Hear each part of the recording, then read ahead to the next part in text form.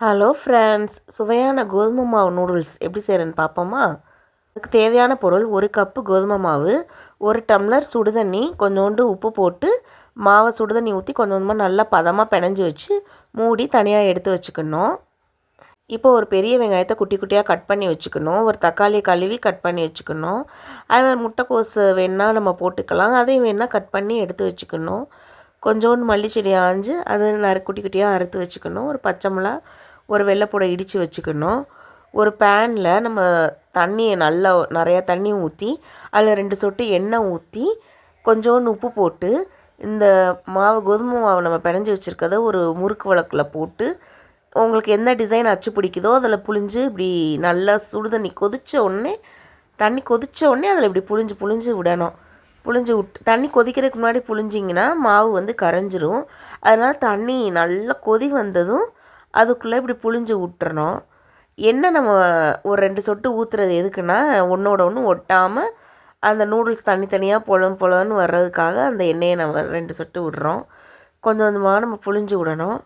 புழிஞ்சு விட நம்ம அந்த கொதிக்க நல்லா வெந்து வரும். அந்த நூடுல்ஸ் வந்த கொதி வருது பார்த்தீங்களா? அதில் லேசாக அப்படி தள்ளி விட்டிங்கன்னா நமக்கு நல்லா நூடுல்ஸ் வந்து கொதித்து ஒன்றோட ஒன்று ஒட்டாமல் நல்லா தனித்தனியாக வரும். நல்லா கொதி வர வச்சிடணும், நல்லா வேகணும். அப்படின்னா தான் கொதி வந்தால் தான் வேகும். அந்த மாவு வந்து கோதுமை மாவு வந்து நமக்கு வேக்காடு கொடுக்கும். நல்லா வெந்ததும் தொட்டு பார்த்து வெந்துருச்சான்னு பார்த்துட்டு ஒரு சல்லடையில் வடித்து விட்ருங்க. வடித்து விட்டதில் கொஞ்சோண்டு மேலாப்பில் ஒரு பச்சை தண்ணி, ஆறின தண்ணியை இப்படி ஊற்றுனீங்கன்னா நல்லா ஒன்றோட ஒன்று ஒட்டாமல் நல்லா நிற்கும்.